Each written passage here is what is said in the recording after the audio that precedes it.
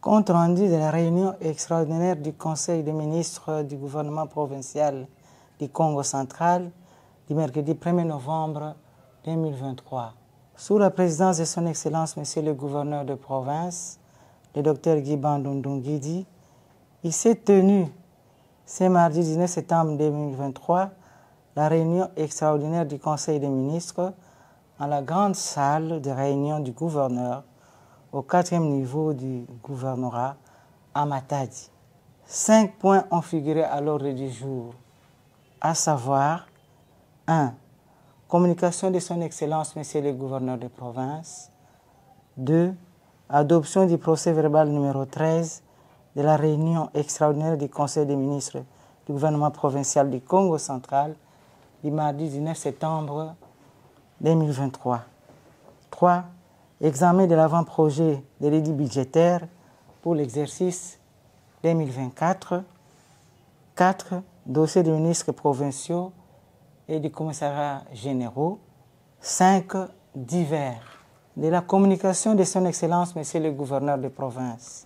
La communication de son Excellence, Monsieur le gouverneur de province a porté sur 4 points, à savoir les obsèques de Kaka Nemondansemi, la livraison de 2 nouveaux moteurs pour les bacs de Luozi, l'état sécuritaire de la province, la semaine congolaise du tourisme. 1. Les obsèques de Kaka Nemondansemi. Abordant les premiers points de sa communication, le chef de l'exécutif provincial est revenu sur la triste nouvelle de la mort de l'honorable Zachary Badiengila, affectueusement appelé Nemondansemi, survenu le 18 octobre 2023. Ainsi, il a eu à souligner dans son message de condoléances et de soutien la disparition inattendue de ses dignes fils, chef spirituel, fervent défenseur de la cohésion provinciale et personnalité politique aux compétences éprouvées avec un leadership avéré. Cela constitue une perte inestimable pour le Congo central et un véritable choc émotionnel. Ainsi, au nom de toute la communauté Congo et en son nom propre, son Excellence, Monsieur le gouverneur de province, a exprimé une nouvelle fois ses condoléances les plus attristées et son soutien à la famille des illustres disparus, ses amis et proches, ainsi qu'à tous les membres de Bundu Diamayala et de Bundu Dia Congo. Il a dès lors reformulé le vœu de voir la communauté Congo rester unie et solidaire autour des valeurs culturelles et ancestrales lui léguées. L'autorité des provinces a aussi souligné que le grand défi est de rencontrer la volonté du défunt d'être enterré dans son village, en Soukou Malombo, situé dans le territoire de Luozi, secteur de Mongo-Luala, malgré les difficultés d'accessibilité. La province réaffirme son engagement à soutenir et à accompagner la famille du défunt dans ces processus. À cet effet, instruction a été donnée au ministre provincial ayant l'agriculture dans ses attributions, ainsi qu'au commissaire général aux infrastructures, travaux publics et reconstruction, de veiller avec l'Office de voies de desserte agricole pour prendre toutes les dispositions nécessaires quant à ce. 2.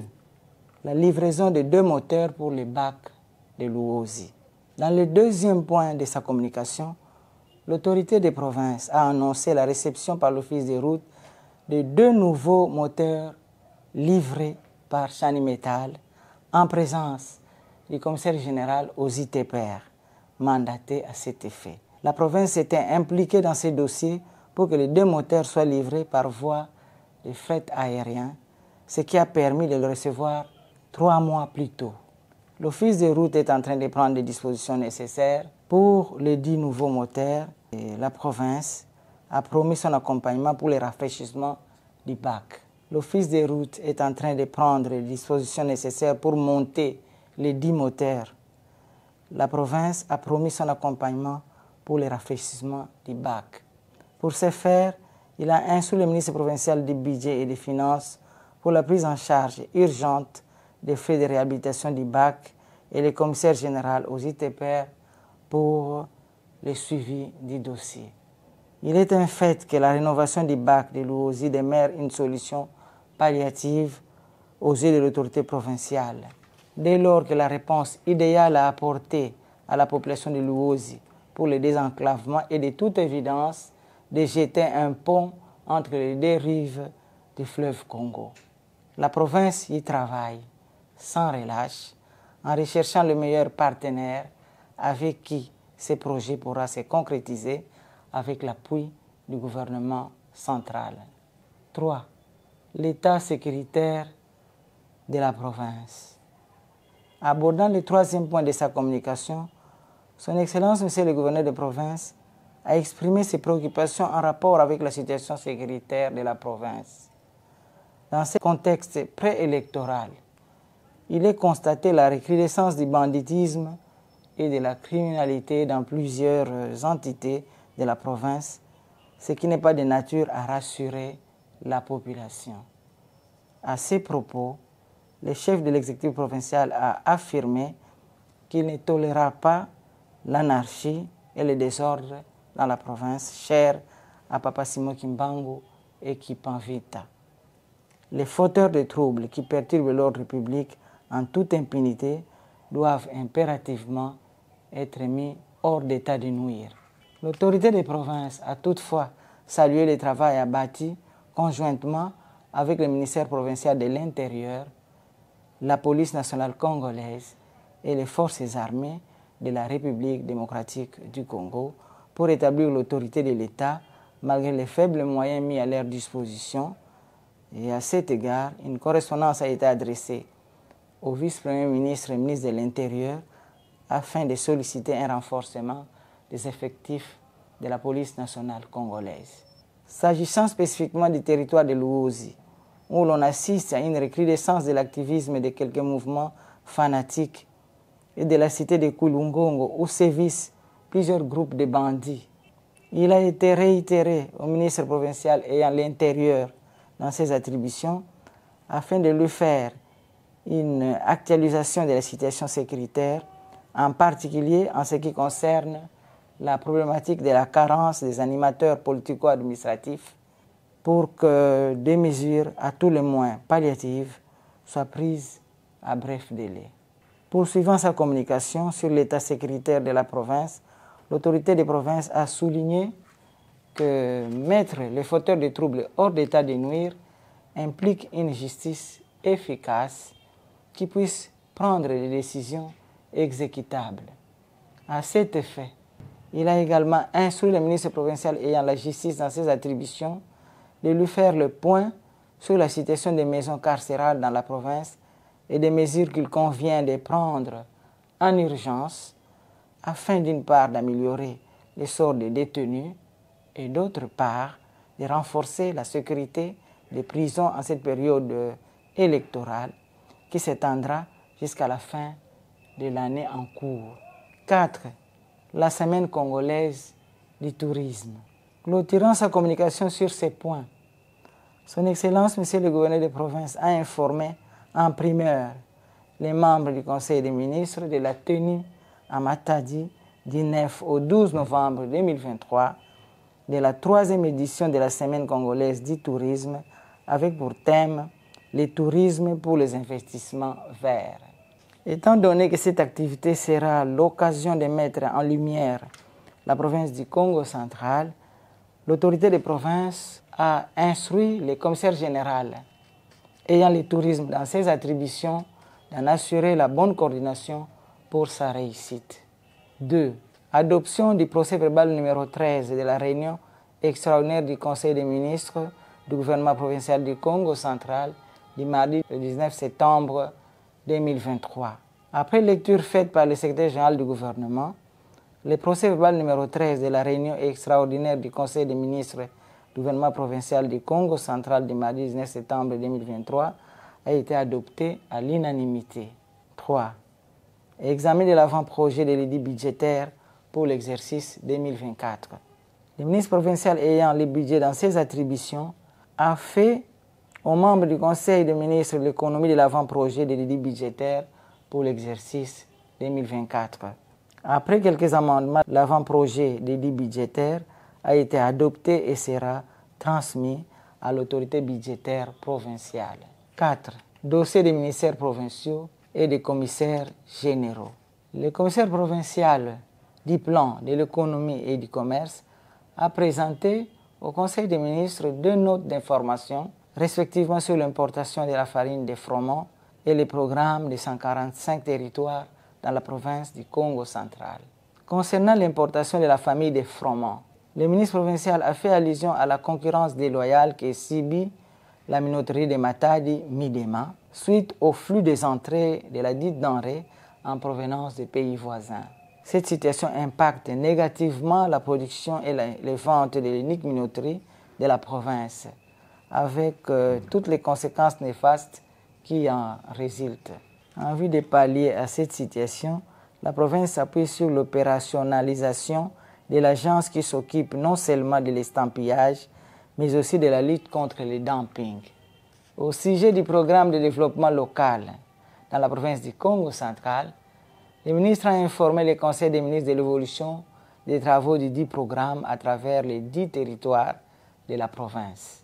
En dépit de la lenteur observée dans l'exécution des travaux de construction des infrastructures dans certains territoires, dans l'ensemble, les travaux évoluent favorablement et d'ici la fin du mois de novembre, un résultat probant sera observé partout.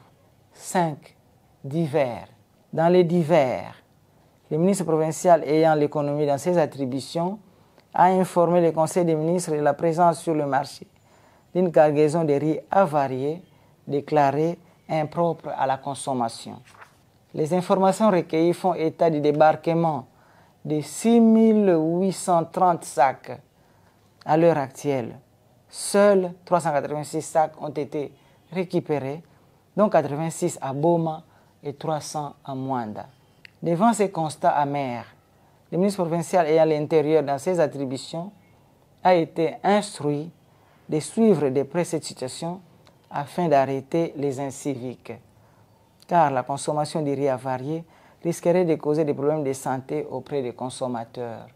Le ministre ayant l'éducation dans ses attributions a fait rapport de sa mission de service effectuée au Lualaba dans le cadre de ses attributions du genre.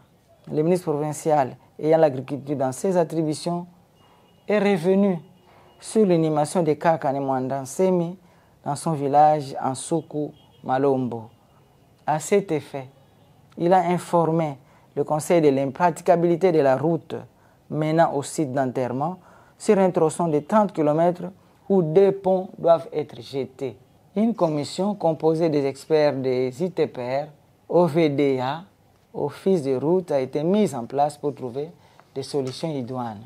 Le ministre provincial ayant les transports dans ses attributions a souligné la persistance des embouteillages sur la route nationale numéro 1, tronçon Matadi-Kinshasa. Il a relevé le fait que la circulation sur ces tronçons risque de connaître une saturation suite à l'animation des CACA, de la campagne électorale qui s'annonce, ainsi qu'avec les festivités de fin d'année. Pour prévenir cette saturation, le ministre a préconisé l'ajout des guichets au péage et à la CGT d'activer les rigoureux contrôles pour l'exécution des travaux sur la chaussée. Le Conseil en a pris acte. Profitant des obsèques des CACA, le ministre provincial ayant la culture dans ses attributions a émis le vœu que la province soit dotée de ses armoiries. À cet effet, le ministre ayant les finances dans ses attributions a été instruit d'activer les dossiers y relatifs. Rebondissant sur l'organisation de la semaine du tourisme énoncée par l'autorité des provinces dans sa communication, le commissaire général ayant le tourisme dans ses attributions a précisé avoir échangé avec le directeur général de l'Office national du tourisme sur l'organisation et qu'une délégation de l'Office national du tourisme est attendue à Matadi pour des séances de travail. Le commissaire général ayant les PNT antiques dans ses attributions a informé le Conseil des ministres au sujet de la concession de 80 hectares de la Société congolaise de postes et télécommunications, contenant dans son sein 12 villas, dont 5 occupées par des personnes non autrement identifiées, expropriées au profit du projet de construction du port en eau profonde et dont la commission d'expropriation instituée à cet effet par le ministre national des Affaires foncières ne reconnaît que 30 hectares. Pour solutionner ces conflits relatifs à la reconnaissance du nombre d'hectares expropriés, il a été recommandé à la SCPT, sous la supervision des commissaires généraux au PT INTIC et à l'urbanisme, d'harmoniser avec la commission d'expropriation. Commencée à 11h40, la réunion extraordinaire du Conseil des ministres s'est clôturée à 16h21. Je vous remercie.